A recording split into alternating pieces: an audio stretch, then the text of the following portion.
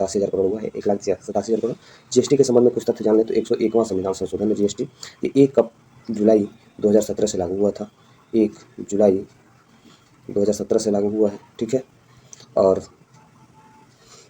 इसमें 5 प्रकार के टैक्स स्लैब हैं, 0, 5, 12, 18, 28, ठीक है। तो 5, 0, 5, 12, 18, 28 ये 5 प्रकार के टैक्स स्लैब हैं।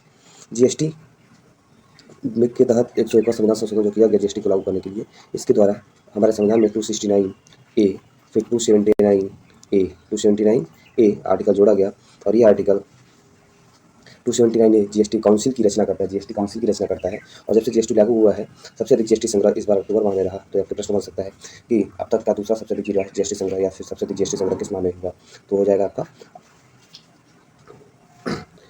अक्टूबर माह में, ठीक है। उसके बाद और एक प्रश्न बनता है कि अक्टूबर में जो यूपीआई लेन देन रहा, अक्टूबर माह में जो यूपीआई लेन देन रहा वो 17 लाख करोड़ को पार कर गया है, 17 लाख करोड़ को पार कर गया है, 17 लाख करोड़ को पार कर गया। दूसरा प्रश्न देखते हैं। अगला प्रश्न को बन सकता है जो कि इंपॉर्टेंट हो सकता है, वैश्विक तकनीकी से सदरिंग शहरों की यातायात। तो भारतीय राजमार्ग अभियंता अकादमी, सबसे पहला प्रश्न बनेगा भारतीय राजमार्ग अभियंता अकादमी, इंडियन हाईवे इंजीनियरिंग अकादमी, इंडियन हाईवे इंजीनियरिंग अकादमी कहाँ पे है, ये है नोएडा में, कहाँ पे है, नोएडा में, ठीक। सबसे पहला प्रश्न तो यही बनेगा जो कि यूपी स्पेशल है, ये भी बन सकता है। तो भारतीय राजमार्ग प्रबंधन अकादमी ने न्यू साउथ वेल्स यूनिवर्सिटी जो है ऑस्ट्रेलिया की, इसके साथ एक समझौता किया है कि यातायात प्रबंधन के लिए, किसके लिए, यातायात प्रबंधन के लिए। तो यातायात प्रबंधन के लिए कौन सी योजना लागू की जाएगी, तो centre for advance transportation technology system जो है लागू किया जाएगा, centre for advance transportation technology system लागू किया जाएगा, जिससे कि हमारे शहरों की जो जाम की समस्या है उसका समाधान किया जाएगा। तो हम लोग इसे CATTS याद के रूप में रख सकते हैं। तो CATTS पहल किस विश्वविद्यालय के साथ मिलकर शुरू किया जा रहा है, तो न्यू साउथ वेल्स यूनिवर्सिटी।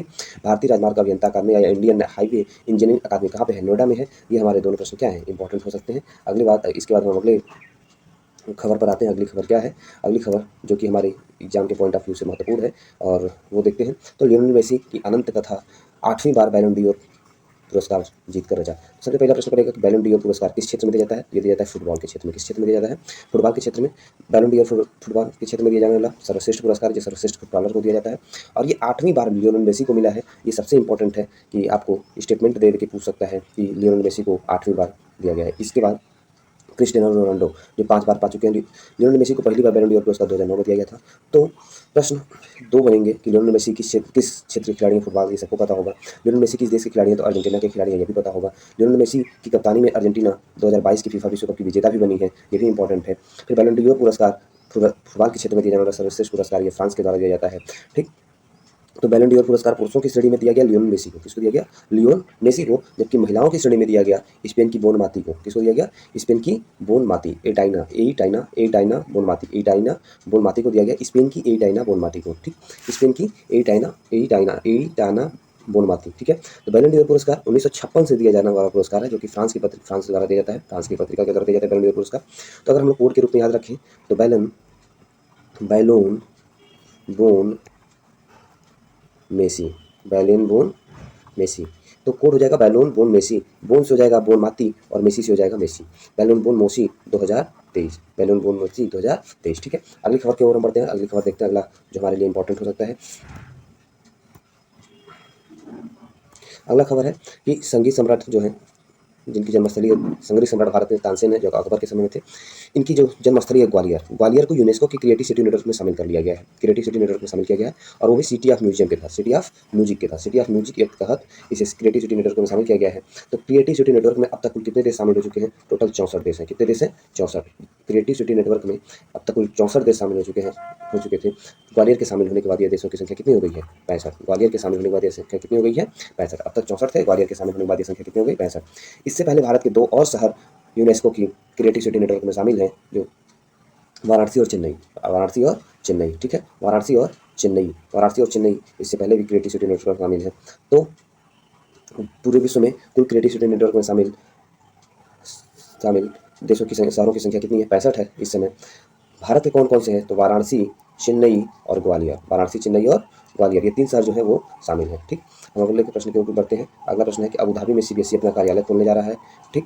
तो अबू धाबी में कहाँ खोल रहा है, अबू धाबी में अपना कार्यालय खोलेगा सीबीएसई। इससे पहले आईआईटी दिल्ली ने, आईआईटी दिल्ली ने अपना कार्यालय कहाँ खोला था? यूएई में, यूएई में। तो दोनों इंपॉर्टेंट है।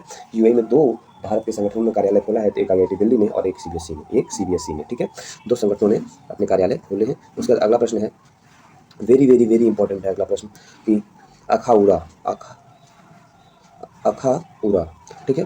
त्रिपुरा अखाउड़ा रेल लिंक परियोजना की शुरुआत हो गई। त्रिपुरा अखाउड़ा रेल लिंक परियोजना की शुरुआत कर दी गई है। त्रिपुरा अखाउड़ा रेल लिंक परियोजना, ये अखाउड़ा है बांग्लादेश में। अखाउड़ा कहाँ पे है? बांग्लादेश में। इससे त्रिपुरा अखाउड़ा वाया कलकत्ता होते हुए ये जो दूरी थी 1600 किलोमीटर की, अब ये घट के 500 किलोमीटर रह जाएगी। कितनी रह जाएगी? 500 किलोमीटर। त्रिपुरा से अखाउड़ा की जो परियोजना है, रेल परियोजना, याद रखिएगा, त्रिपुरा के अगरतला से शुरू हो रही है। कहाँ से शुरू होगी?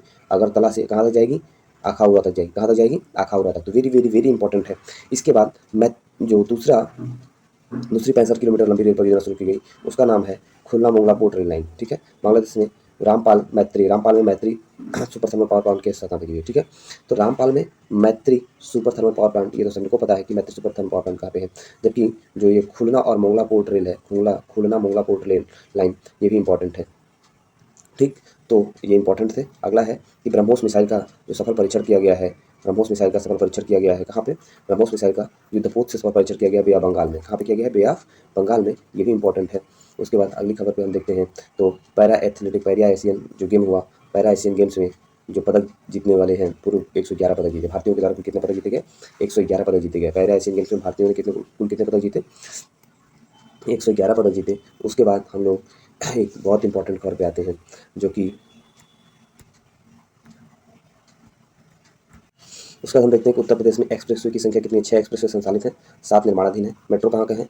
मेट्रो कहाँ पे है? लखनऊ, गाजियाबाद, नोएडा, ग्रेटर नोएडा, कानपुर और आगरा में मेट्रो सेवाएं जो है शुरू हो गई है। आरआरटीएस मेरठ टू दिल्ली है। वेरी वेरी वेरी इंपॉर्टेंट है। आरआरटीएस देश में पहली सेवा शुरू हुई है। आरआरटीएस कहाँ पे? दिल्ली टू मेरठ। एयरपोर्ट कितने हैं? 21। 5 अंतर्राष्ट्रीय हैं, 16 घरेलू है। रोपवे विंध्याचल चित्रकूट रोपवे संचालित है। वाराणसी में नगरी रोपवे का प्रोजेक्ट निर्माणाधीन है। मथुरा के बरसाना में बन रहा भी रोपवे है, ठीक है। जल परिवहन में वाराणसी से हल्दिया के बीच कार्गो और परिवहन शुरू हो चुका है। ठीक। अयोध्या में क्रूज जो सेवा शुरू हुई है, उसका नाम है जटायु क्रूज सेवा। कौन सी सेवा? जटायु क्रूज सेवा, ठीक। तो इंपॉर्टेंट है। 6 एक्सप्रेसवे कौन कौन से हैं आपको पता होगा? एक बुंदेलखंड एक्सप्रेसवे है, एक पूर्वांचल एक्सप्रेसवे है, एक यमुना एक्सप्रेसवे है, ठीक है। फिर लखनऊ एक्सप्रेसवे है, उसके बाद फिर आगरा लखनऊ एक्सप्रेसवे है, ठीक। तो टोटल 6 एक्सप्रेसवे संचालित हैं, ठीक है। टोटल 6 एक्सप्रेसवे संचालित हैं उत्तर प्रदेश में, 7 निर्माणाधीन है। निर्माणाधीन में गंगा एक्सप्रेसवे है, जो सबसे इंपॉर्टेंट है, जो कि राज्य के 12 शहरों से होकर गुजरता है, ठीक। उसके बाद तब तक के लिए अब आगे के करंट्स के खबरों को पढ़ने सुनने के लिए, जानने के लिए चैनल को लाइक शेयर सब्सक्राइब करना ना भूलें। थैंक यू, धन्यवाद।